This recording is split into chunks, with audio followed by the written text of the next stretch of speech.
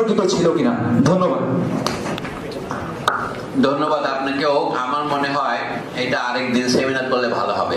হ্যাঁ, তবে দেখো, ভাসানী যখন ভারতে বই লিখেছেন সাইফুল ইসলাম সাহেব, তিনি সিরাজগঞ্জের লোক এবং তিনি সেই সময় পড়তেন মুজাফফরনামা। আপনার জন্য ভাসানী নিয়ে দুভাগে ভাগ হয়েছিল 60-এর দশকের মাঝামাঝি, চীন রাশিয়ার বিরোধ অনুসরণ করে। তো মৌলানা ভাসানী যদিও বা ভাসানী নেবেন নেতা, কিন্তু সাইফুল ইসলাম অন্য দল করতেন।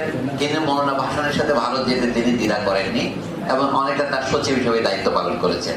আর মৌলানা ভাসানী কখন ভারতের উদ্দেশ্যে যাত্রা করেছেন? যখন তার ঘরে আগুন দিয়েছে বা দেওয়া হবে।